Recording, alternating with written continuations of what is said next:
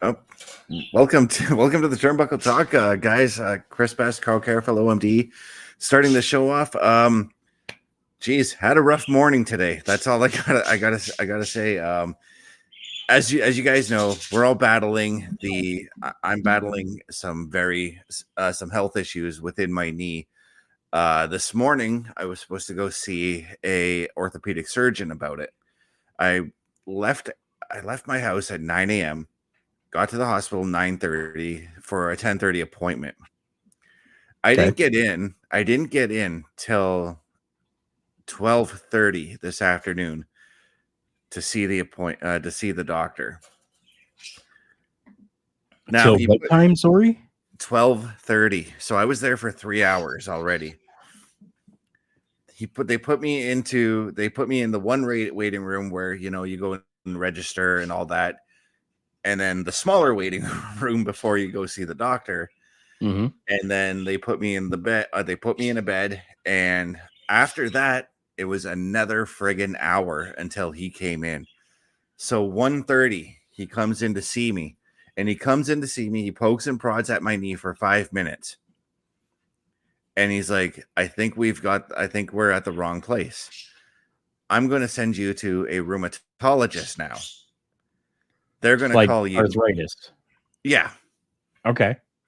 He said, I'm going to get the doctor, the rheumatologist, to call you to set up an appointment. Right. In the back of my mind, I'm thinking, I'm already at the hospital. Why don't you just send me to the clinic, right? Yeah. Yeah. Of course. Yeah. I mean, I feel like I just totally wasted away my day doing that, and it's Yeah. No, you're right. That would have made sense to send you to the clinic right then and there. Yeah. I mean, we know that that's what you expected. Was your appointment was 10:30. You weren't expecting to get in until 1. Yeah. So the fact that you got into the bed at 12:30 was a little bit of a bonus, but then you had to lay there for an hour. Yep. It's oh my god, it annoyed me, but at least I was smart because when I know that I've got an appointment at the hospital, I pack for the day. I pack my phone, I pack the book I'm reading, I pack my headphones, I pack water, and I pack something to snack on. Nice. That's enough to get me through the day. And if I don't have money for a drink or a snack, or if I don't have a drink or a snack to bring with me, I bring money for the vending machines so that I can go and use those. Right. Right. And this seems to be an issue that happens not only just here, but in a lot of different hospitals. And it's especially here in the north, because we're in what's considered northern Ontario, right? So Right. for a lot of us here in the north, unfortunately, it really seems to be that way, that there is a lack of care professionals. Yeah. I guess, you could say. And yeah, it sucks. Well, Yeah, I was talking to my sister about it after I got home too. Yeah. And she reminded me that one of our health offices actually had to some doctors had left there, leaving 10,000 people without a doctor. Yep.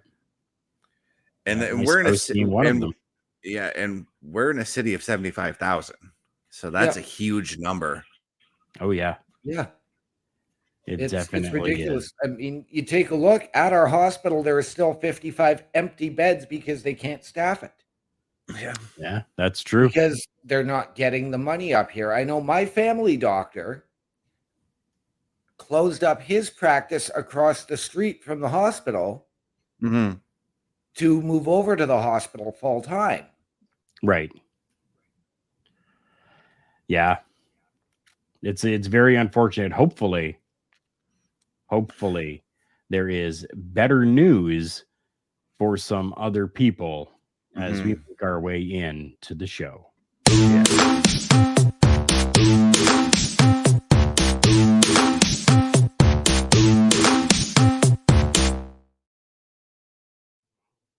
And one of those people that I hope that things are going better for when it comes to the medical side of things is the rated R superstar Adam Copeland. He defended his AEW title in a barbed wire steel cage match against Malachi Black at the 2024 AEW Double or Nothing pay-per-view event. And he did get injured during that show. It's a very unfortunate injury. He actually took to X to let everyone know that he is injured and that he is going to be out for a while and actually having to have surgery. He ended up fracturing his tibia, and that's a surgery that is going to be required. Yeah, right? Yes. Right? Now, I don't know if either of you guys have seen the spot where I personally believe this happened. For an experienced veteran like Adam Copeland, how you make this mistake, I don't get it. I'm glad you said like Adam Copeland and not yourself, because he climbed to the top of the barbed wire steel cage to drop an elbow on Malachi, who was laying on a table. Right. However, instead of coming out on his side to drop the elbow, he came straight down, landing on both his feet. Interesting. Maybe that's what he was supposed to be doing. Maybe it was supposed to be something. He wasn't supposed to hit it. So maybe it was just that way to recover without injury. Unfortunately, it did happen, but maybe that was the way for him to recover, to be able to continue on the matchup without actually elbow dropping and injuring himself. You know what I mean? Because we've done that. We've done that where, we're supposed to go up and we're supposed to give an elbow drop or a frog splash or something, but we end up landing on our feet instead because we know that it's not happening and that we need to continue on with the story, right? Yeah, but he hit the elbow drop. Oh. He hit the elbow drop. He just came straight down instead of kicking his legs out. Gotcha. I see. So he kind of flopped instead of jumped. Yeah. Gotcha. Okay. Maybe the dude was tired. I mean, he is like 50 years old. Yes, he is. Yeah. I mean, the question I have is, at what point in the match did that happen? Like, how far were we into the match? I'm going to say probably about 75%. I'm looking for a time, not a percentage. Right. You ought to see it. Yeah. Okay, gotcha. Yeah, but about 75% through, I would say the match was like, what, 28 minutes, if I'm not mistaken? I'm not sure. Yeah. At that point, especially in a cage match, especially against a guy like Malachi Black, who can work circles around you if you don't match his pace. Right. I can see where Edge would have made that mistake. I mean, imagine being sweaty and trying to climb to the top of that cage, your hands, the sweat on the cage. Maybe you slip off trying to deliver it. Maybe you don't. I do feel Edge's pain, definitely, because of my injury right now. All the best to him in healing. Depending on the type of fracture it is, if it's a tibia injury, he's going to be gone for like a year at least. Possibly. I mean, Possibly.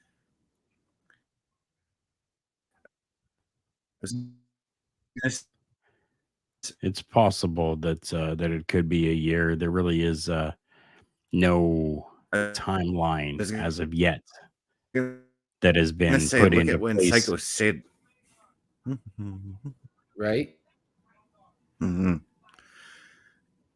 Yeah, like I was saying, look at what happened with Psycho Sid, but his was like a clean snap, and you saw the tibia dangling, Right? Yeah. Oh yeah, you definitely did. Edge did go on to X, and he says, "I guess the house always wins because I gained 2 new friends." As he shows his crutches in a video, he says, "I don't really like those buddies that just annoy you, but they're always there." Anyway, yeah. I've been feeling really good lately. Been having so much fun in the ring, and I got cocky, I guess, is what it really boils down to. And I'm probably a narcissist and an egomaniac, and I'll unpack that one day. My brain forgets what my body always seems to remember a little too late is that I am 50 and I need to make better choices. So my body pulled the emergency brake on me the other night and I ended up fracturing my tibia, which is going to require surgery. Don't know the time frame on that yet. Ruby's birthday is Friday, so I really want to enjoy that. It's that whole moniker now that I'm coming getting off of that tweet. Work safer, not harder. Yep. Right. And for him to still have the, like the family aspect to it, where, he's like, Ruby's birthday is Friday and I want to enjoy that, right? Like, okay, maybe this was a blessing in disguise. It's going to allow me this time to enjoy the birthday of my child. Yeah. Right.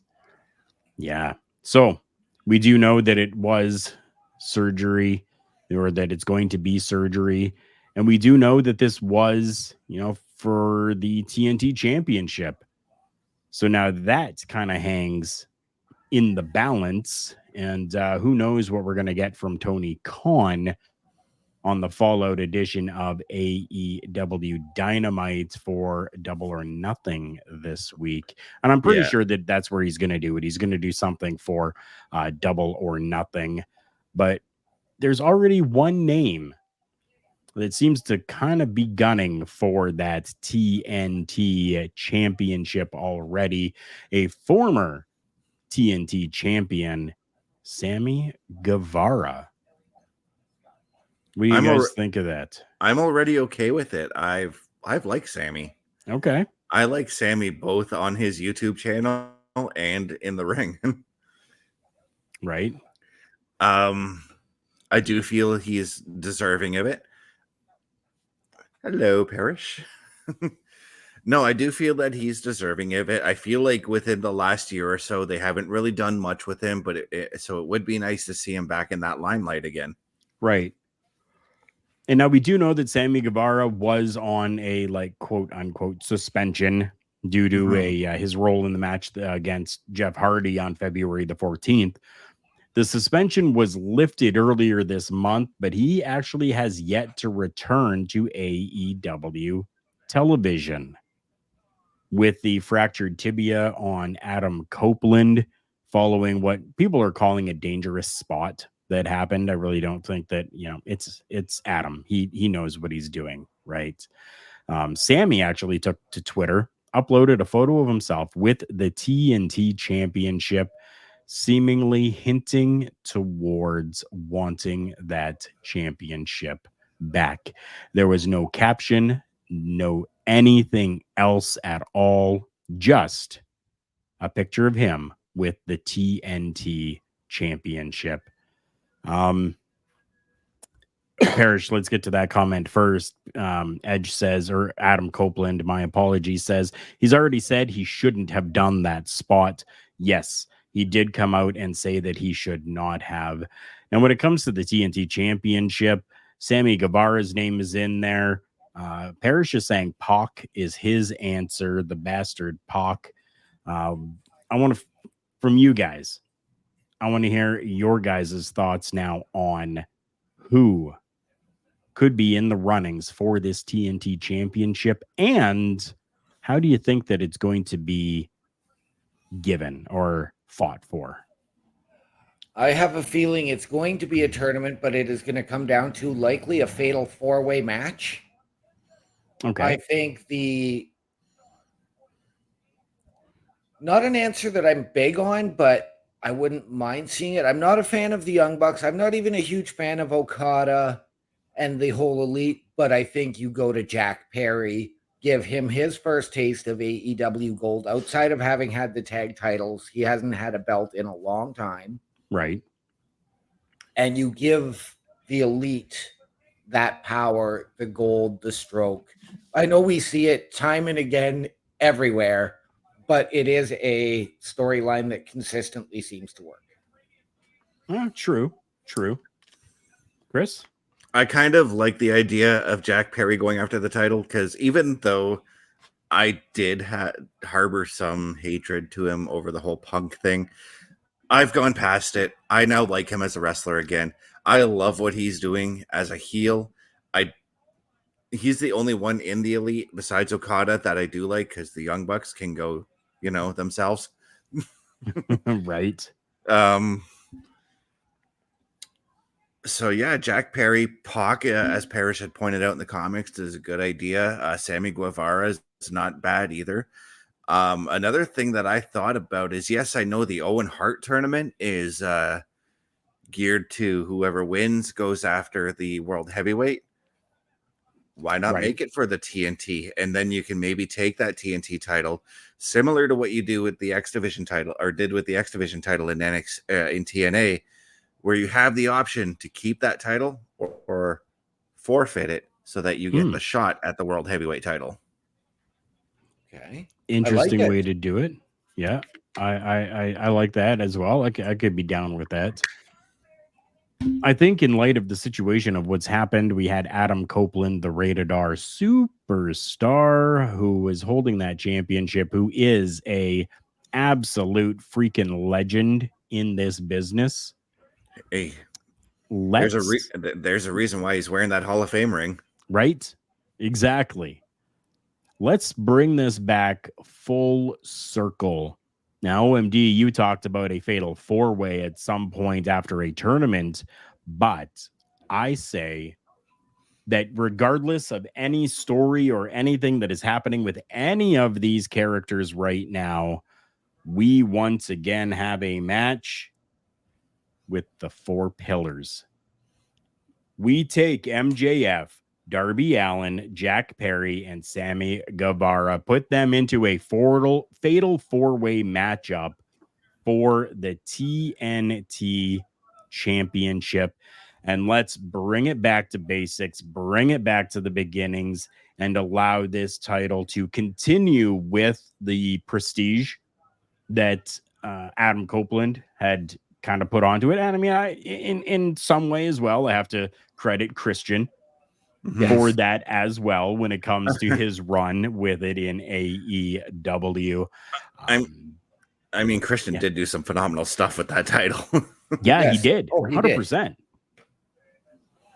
So to keep that prestige on there, why not let that prestige be transferred to one of the four pillars? That's my thoughts on it anyways.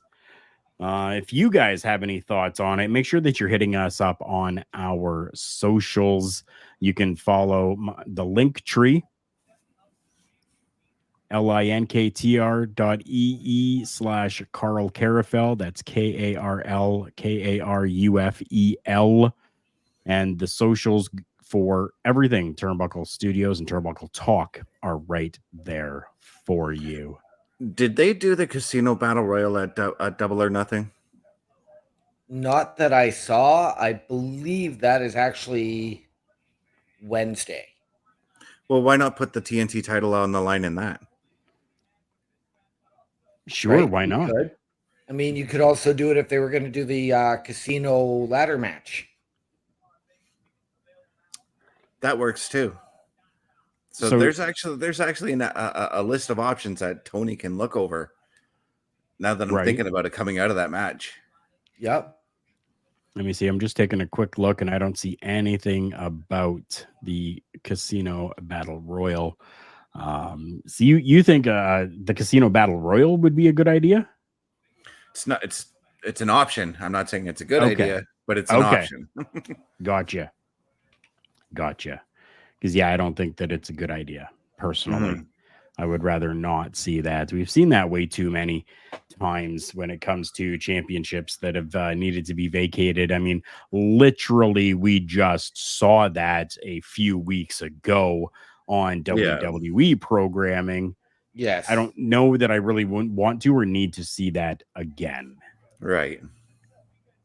That's just me personally. No, I'm with you. I know. And then we've got, of course, a ladder match for a new women's title coming up in the WWE. So again, do we need that ladder match for this title?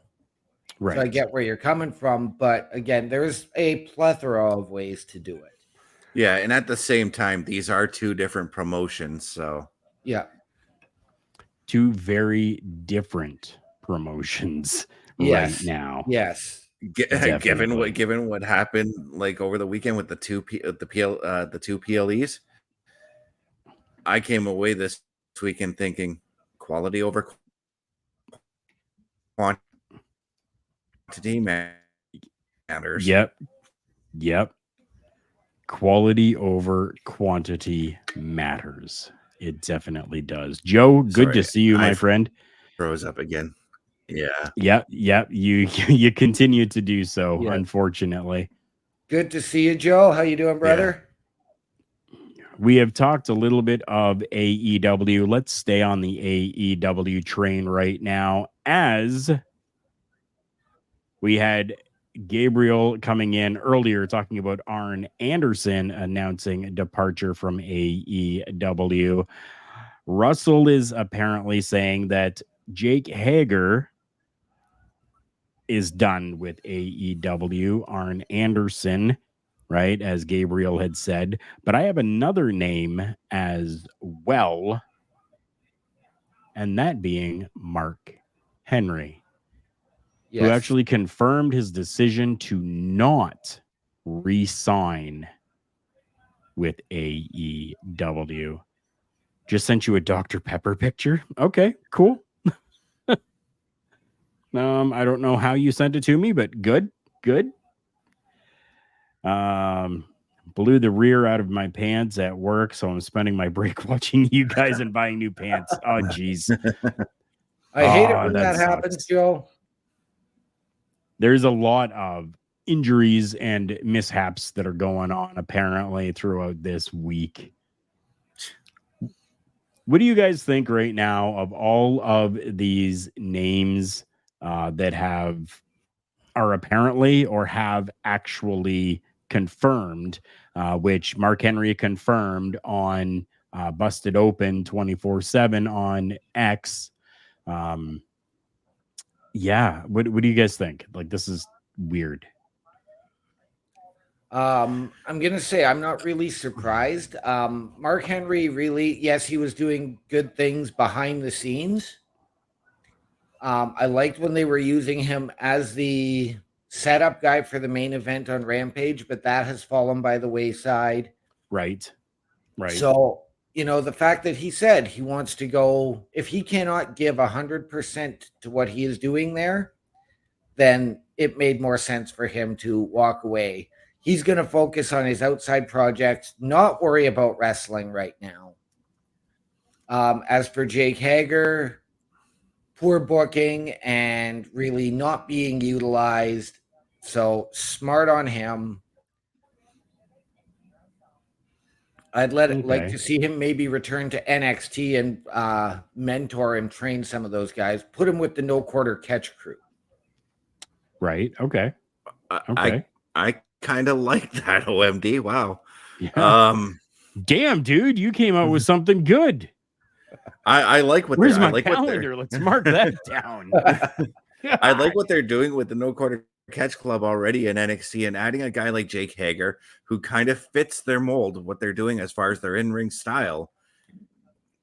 Not a bad choice. Maybe, although the thing is, I was going to say maybe he comes in as a manager, but he would tower over all those guys. Yes, he would. You could also team him up with Gable and the Creeds. Yeah, he could. He could be the muscle at the same time.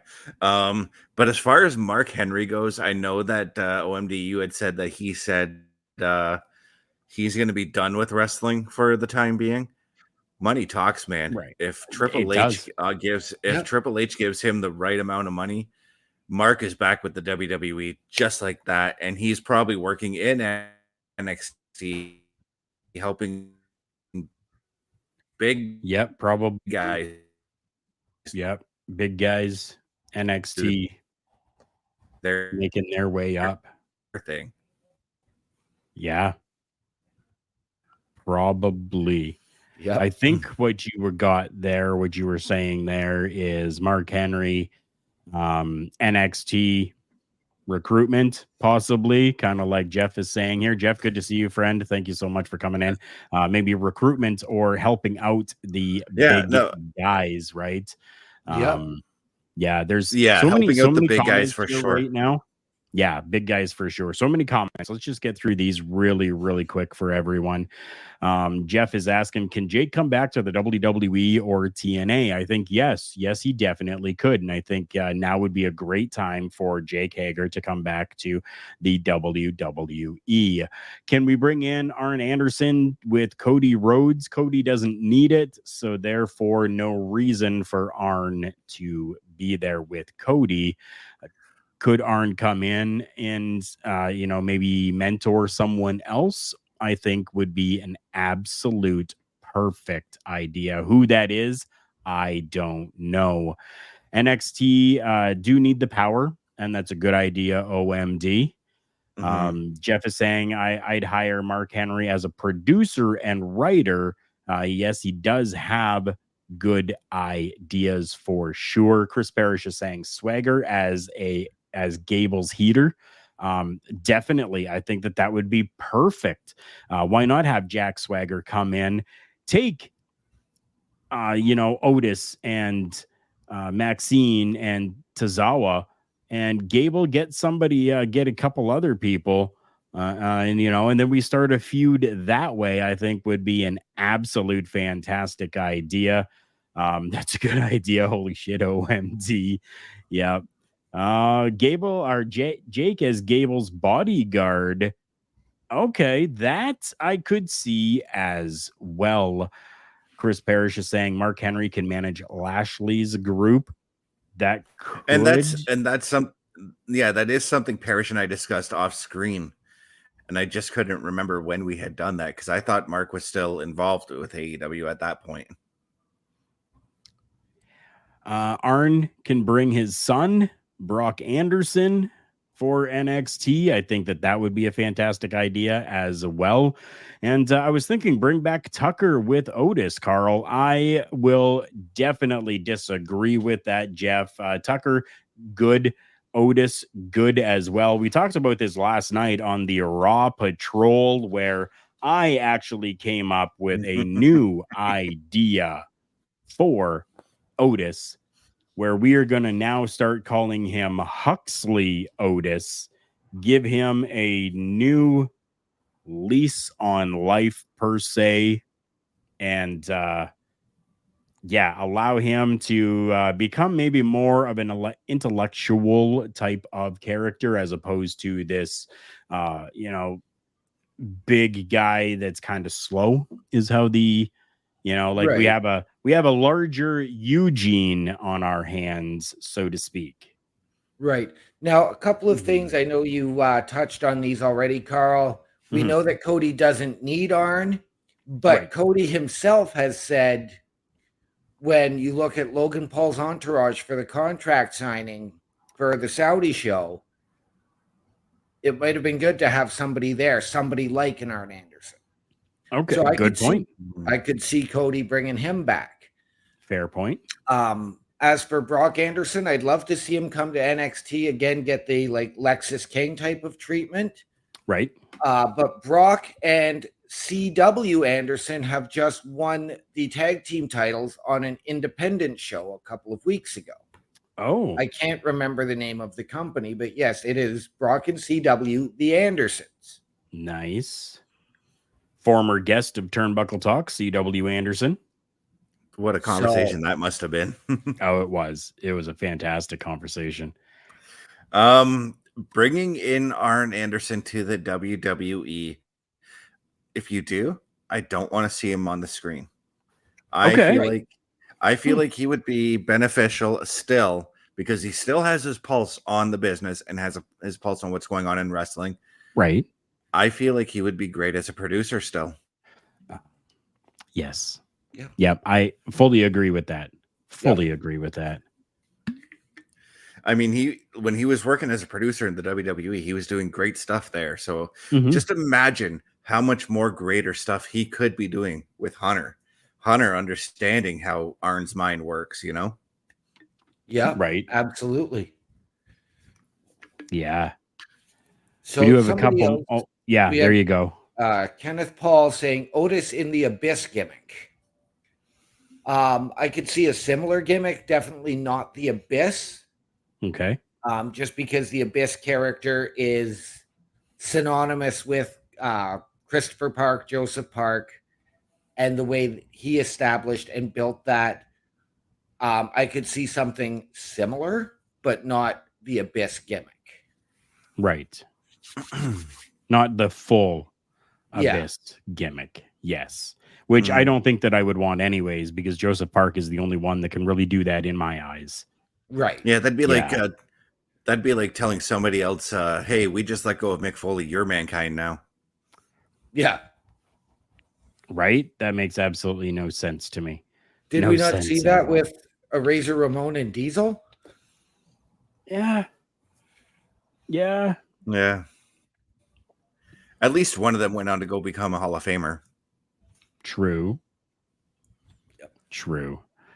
Russell is saying, "Oh, Carl, I was going to ask, did you love what Sonya Deville is doing with Shayna Baszler and Zoe Stark?"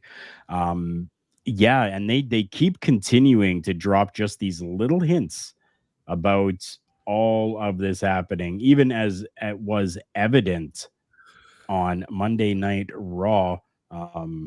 Just these little hints keep on coming in, and we're not talking about Dreadmere when we're talking about these little hints. It is glorious. Everybody needs to make sure that, yes, you're watching and understanding what's happening in the foreground of the show, but take a look and see what's happening in the background sometimes as well, because that could tell even more stories than what's being given to you in front of your face. Yeah, you just mentioned Dreadmere and you mentioned background stuff, and I got harkened back to Nikki Cross walking around like she was a zombie in the back. Now I'm wondering if that's associated with the Wyatt Six stuff. Right. It's And apparently, possible. speaking of that, apparently 2K24 got hacked today Oh, with a QR code. really? Oh, I might have to launch into the game to see if I can find it. Right. Interesting. Russell saying at OMD, people love Raw last night. We had story to the start, from the start to the end. Yes, and they didn't forget the Braun feud with JD, which is good. Yeah. They really did. Monday Night Raw has been on point as of late, and that's why a little while ago we had decided to kind of start doing this Raw patrol that we have got every Monday. So if you guys haven't subscribed to us over on YouTube yet, please make sure that you do. That way you'll be notified every time that we are going live, and you can come and spend some time with us on Mondays as well. I'd like to go back to this comment here, if I may, of course, where it says, "I agree, Chris, but people miss managers that we grew up on." Indeed, we do. But when it comes to a guy like Arn Anderson, who retired because of a broken neck, I don't need to see him out there, because the one thing when you're training to become a manager, you still have to take bumps. Arn is just not in a place where he can take bumps. No. Right. Not at this point. But that's why we are suggesting a guy like maybe a Jake Hager. And I understand that, yes, they have Paul Ellering out there, but Paul Ellering never took bumps, so. No. That's true. No, he didn't. That And is I true. mean, even to this day, nobody took a bump like Bobby Heenan. Yeah. No. But in Heenan's thing, Heenan was a pro wrestler beforehand, too. A lot of people don't seem to forget that. That's very true. Very true that he was. There was a comment that was up here a little while ago that I want to get to, that I didn't even know until I had to do some quick research on it. Russell is saying, Carl and guys, R.I.P., not RIP, but R.I.P. to Tony Storm's singer, Susie Monk Johnson, the singer of Tony Storm's original AEW theme, has passed away.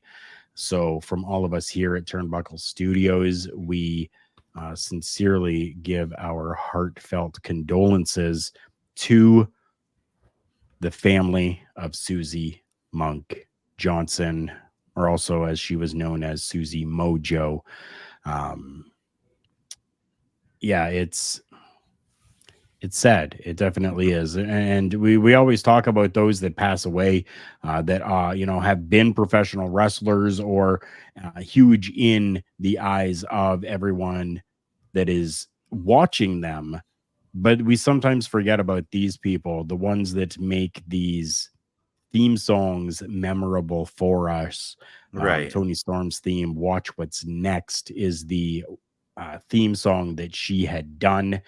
And yeah, it's sad, and we want to make sure that even for those, they've left us some lasting memories, and we want to make sure that they are acknowledged just as we would acknowledge any of our fallen brothers and sisters in the ring. Yes. And as we are discussing these people and names leaving AEW, there has been another slew of backstage releases and front office releases within the WWE. Yes, there has been. So go into more info about it for us. Notable departures included Kristen Prouty and Tavia Hartley. Prouty had been with WWE since 2000 and served as Senior VP of Entertainment Relations. She was instrumental in securing the Logan Paul deal. Hartley, who was hired in 21, was the talent operations and appearances manager. John Pollock of Post Wrestling and Brandon Thurston of WrestleNomics reported that WWE also let go of Beth Fisher, their head of corporate social responsibility, since 2011, who she worked directly under Vince McMahon. PW Insider reported about 10 longstanding employees from various divisions were let go, including in travel and marketing departments. These releases follow the departure of Steve Rubin, Senior Director of TV Event Relations since 98, and Michael Levin, VP of International Events and GM of Emerging Markets since 2016. Mm-hmm. So we've got people from over 20 years of dedication and loyalty being let go. Now, I'm wondering if this is streamlining, because we did not see any names or hear of any names from UFC being let go. They never really released names from the corporate side of UFC being let go anyways. But we also and I posed this question to Carl a little bit earlier this evening. This has to do, we believe, with the streamlining in the front office. But does this also have to do with maybe the aligning of both companies putting on a pay-per-view or PLE in the same city over the same weekend? No. This is more probably because of the merger. They said that there was going to be cutbacks over the years coming up. Right. Some of these people, maybe they just let them go because they just weren't or didn't fit into their future plans with the WWE. So maybe they want to go a different route and they're going to take on somebody else for that position. It's a number of different things, really.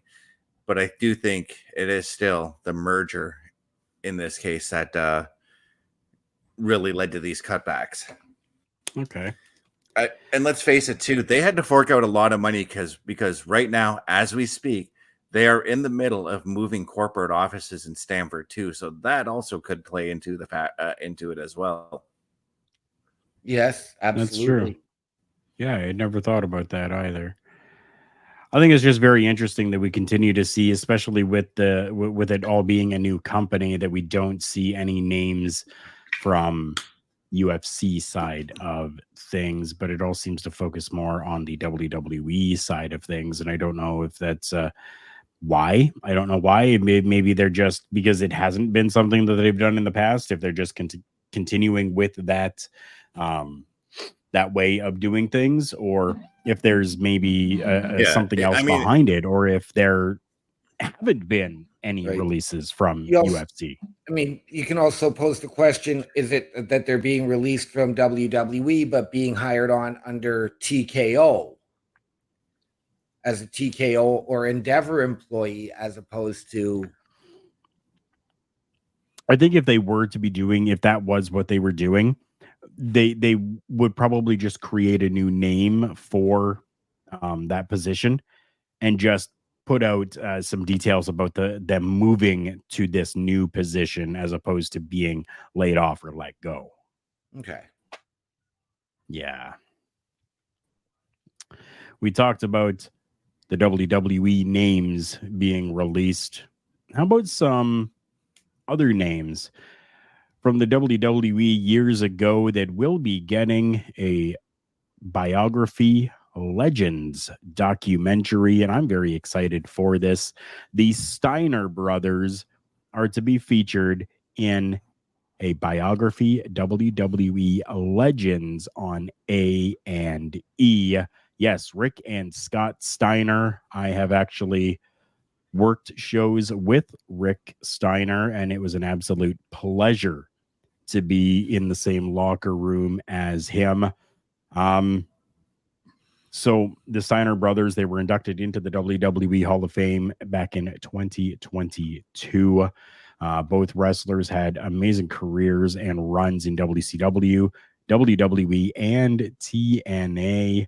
Scott Steiner became the WCW World Heavyweight Champion as well before the company shut down.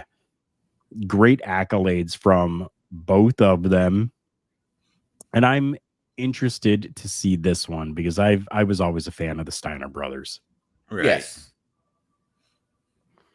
So I was good as well, for and them. yes. I was a fan of them as well. I loved when Scott turned. Mhm. And the build to that, it was immaculate. The storytelling and the character transition that he went through. And that's something he still lives to this day when he makes his returns in the ring. And even at times he's done it at his restaurant that he manages. Right. Oh, yes. So, and it's one of those reasons why I want to go to Atlanta just to go and eat at Steiner's restaurant. Totally understandable. Totally understandable. I am completely excited about this. We talk about like these biographies that we've seen before, like when they did Stone Cold, we knew the majority of the stories he was going to tell. Right.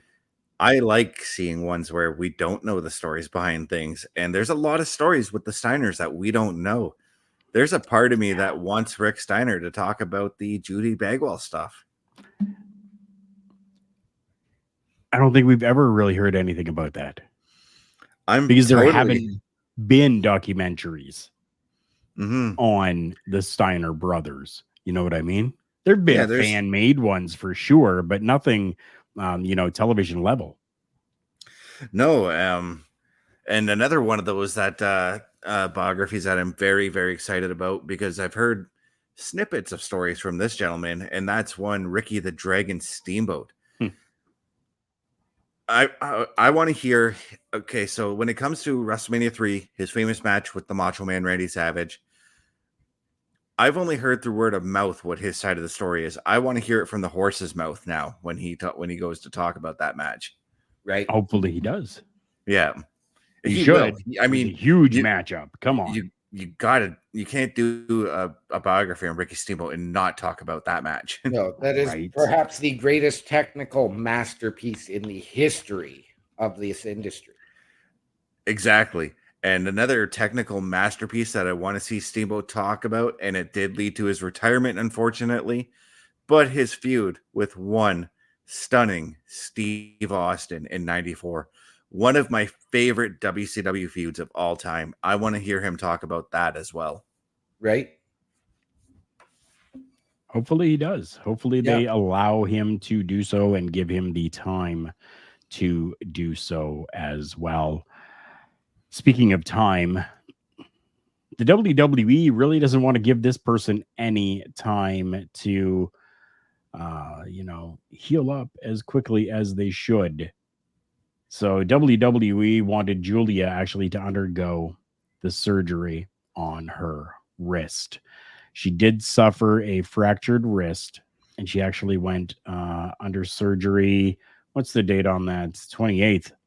So today she went under surgery, which to my understanding was something that was not really wanted in the beginning, but the WWE seemingly almost kind of pushed her into this.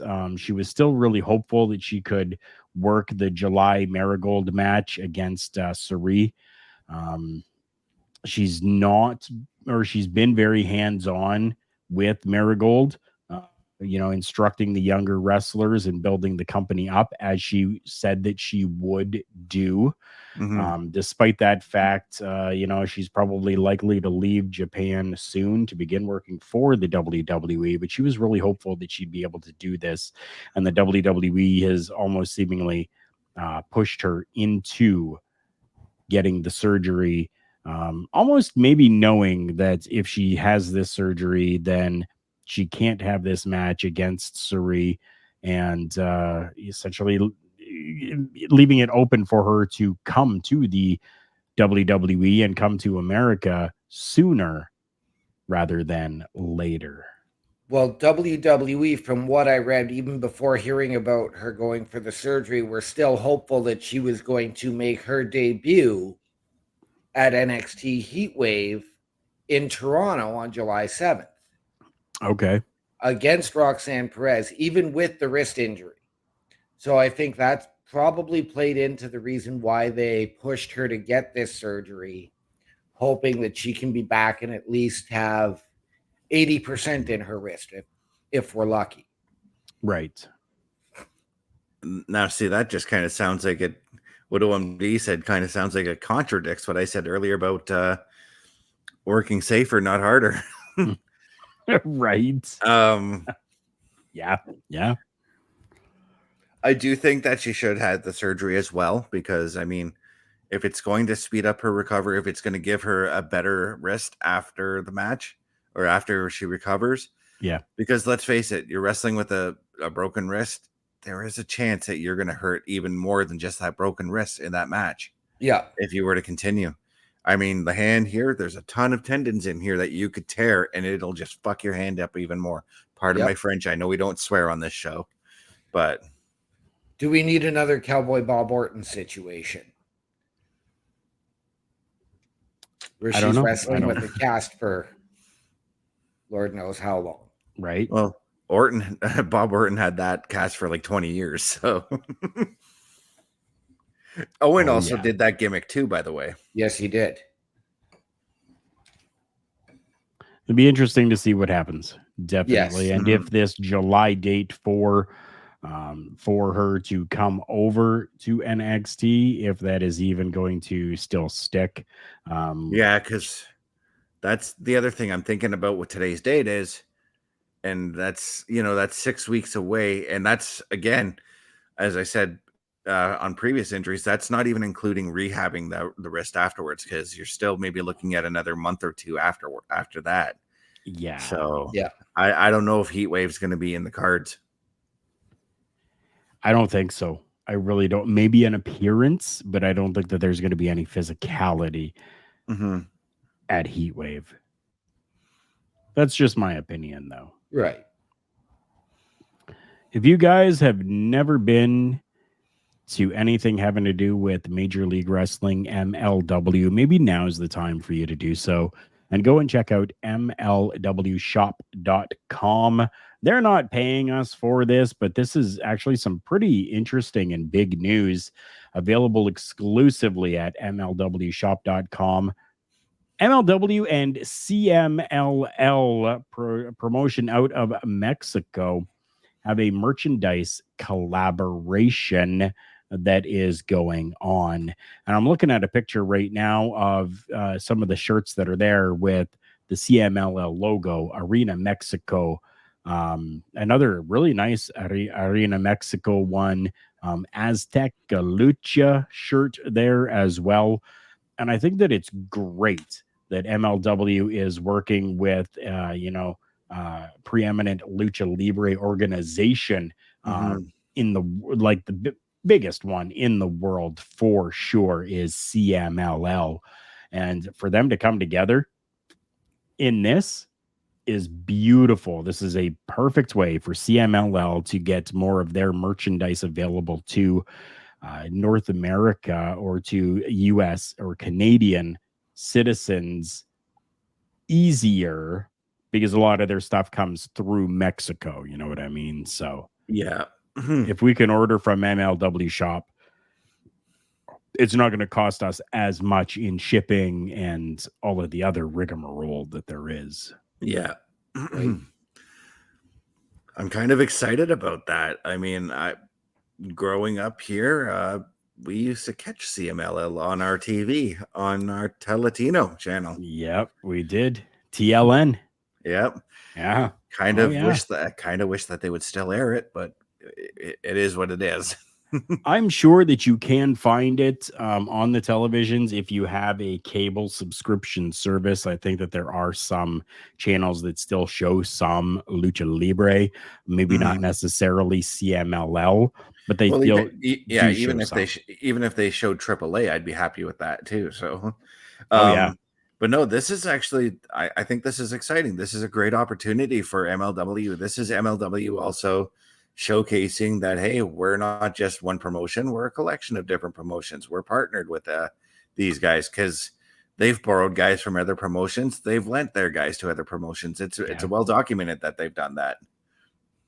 It is. It is beautiful to see, and so thankful that the two of them are able to come together and give us some show-stopping merchandise, just as we bring you our Showstoppers segment. On his feet. Oh my God in heaven! Our Showstoppers segment this week, I pose the question: is AEW too far gone? And I ask that question because of what you see on your screen right now. If you are watching this on YouTube or Twitch, if you're listening to us audibly, a photo of Darby Allin with a flame thrower that was used on programming for AEW. I want your guys' take on this. My take on this, real quick: why it's not needed. The shock factor went out the window in the 90s with the Attitude Era and the early 2000s when ECW was done. This is not needed anymore.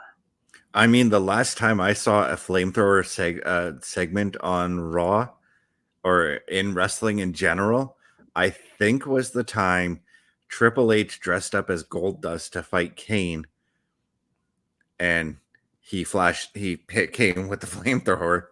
But yeah, that Darby Allin coming out with a flamethrower, and that's kind of passe. It is. Was anybody lit on fire during that matchup that you remember from years ago? No, because all they had was Kane take a back bump, grab his face, and China went to help him out, to take him to the back. This was a legitimate, full-fledged pack flame thrower. This wasn't just throwing a little fireball at somebody, which, yeah, we've seen that every once in a while, especially you get some of the prominent Japanese wrestlers who, if they don't have a mist, they may have a fireball that they can throw. This was a damn flame thrower that was used to light someone on fire. I am a fan of AEW, but I was not a fan of that. No, this has gotten too far out of hand with AEW because every week it's something, and I've said it before on this show, they are going to lose somebody live on television or live on pay-per-view, similar to the way we lost Owen Hart, just far more recklessly. Al Snow said the same thing. I mean, we've seen, the moment of MJF knocking Jericho off the top of the blood and guts cage into the foam padding Right. that was set to look like an entrance ramp. Right. We've seen a guy pass out on the top of that. We've seen, we've seen stupid gimmick matches. They were supposed to be an alternative in the wrestling industry, Mhm. but they've gone to Howard Stern. They're the Howard Stern of wrestling. And even Howard Stern nowadays is much more mature than what we're getting with AEW. And the big thing, and I've said this before, the big thing that really separated them early on was they weren't running the same guys every week. Back when Cody was there, you'd get Cody one week, the Young Bucks the next, Kenny Omega the next. So you're spreading them out. Mm-hmm. Now you're pushing all of the same people in. You've got this over-bloated roster that you're not doing anything with, and these guys have to do stuff of shock value. And you're talking about one of your pillars, one of the guys that you are centering this company around. How much more stupid can you get? He needs a booking committee. He needs proper leadership in there. Tony Khan cannot run this. You can be the money all you want. Was there not two pillars that were involved in this segment? I'm not sure. I did not see the segment last week. To my understanding, it was Darby Allin and Jack Perry. Jack Perry was the one who was lit on fire. Did you see anything about it, Chris? I did this afternoon while I was in the waiting room, and like I said, I like Jack Perry. I like it when he's a wrestler. I like it when he wrestles. I don't like it when he does this stupid hardcore shit.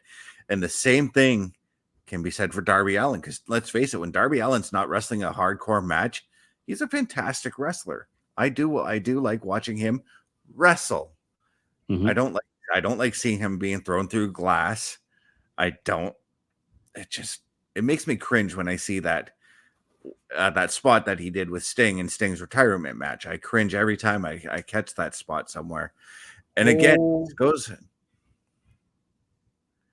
OMD, don't spoil it, because I had to turn off NXT. Holy shit. Massive surprise. Okay, good. Good. Good. Okay, I lost my train of thought because of OMD's reaction there, which we don't really see much of when we're doing the Raw Patrol, but that's another story. But no, it's that same, and I'm going to say it again because it's the third, fourth time I've said it this episode. Work safer, not harder. Learn the power of no. Yeah. Yeah. No, I couldn't agree more with that. I guess that's really about it for this episode of Turnbuckle Talk, number 374, Too Far Gone. We do want to let everybody know, though, that if you enjoy this content, please give us a subscription over on YouTube, on Twitch as well. And we are starting to introduce a little bit of something different. You can always find us on the socials and send us a message, and maybe you too can become part of the Turnbuckle affiliation program. There will be more information about TAP coming out very, very soon to our socials. So make sure that you are checking those and following them with us. OMG, give the people your socials. People, you can find me on Facebook, Daniel Harisic, HRYCYK. On Snapchat, One Man Dynamic, capitals on O, M, and D. On Twitch at OMD17, and on Discord at OMD6370. Visually, right here, you can find me every Monday night at 7 with the Raw Preview Review Show. followed at 8 o'clock by the Raw Patrol with Carl Carafel, with Chris Best, with Bubba Duke, with Chris Parrish. Tuesdays right here at 8:05 with Mr. Best and Mr. Carafel. On Thursdays on the Boar's Nest with Bubba Duke. On Fridays on the SmackDown Security Detail with Chris Best. Chat, I just said don't spoil NXT for me, and you went ahead and did it. We're not putting it up. Everybody can go and find out for themselves. Yeah. Chris Best. All right, boy. You can find me youtube.com at CBRS Entertainment, twitch.tv/CBRS_entertainment, threads.net at CBestFilms83, Facebook.com, Chris.best83, CBRS.entertainment is my TikTok account. You can look for me Friday night alongside OMD as we do the SmackDown Security Detail. Look for me Friday night prior to that as well as I do the WWE 2K24 My Rise Chris Damage story. Saturday nights, I will be doing Saturday Night Gaming, and of course, on Monday nights, 8 p.m. Eastern, for the Raw Patrol with Carl Carafel, with OMD, Bubba Duke, and Chris Parrish. Going to be a fantastic show this coming week with the matches that have already been announced. Just going to put that out there. Oh, yes, for sure. You can find me on Linktree, linktr.ee/Carl Carafel. That's linktr.ee/KARLKARUFEL. And if you feel so inclined, please go and check out our shop, carlcarafel.redbubble.com, with a number of Turnbuckle Studios merchandise available over there for you. For OMD, for Chris Best, and for myself, Carl Carafel, thank you for tuning into this episode. And remember, everyone, the world's a scary place. Take care of each other.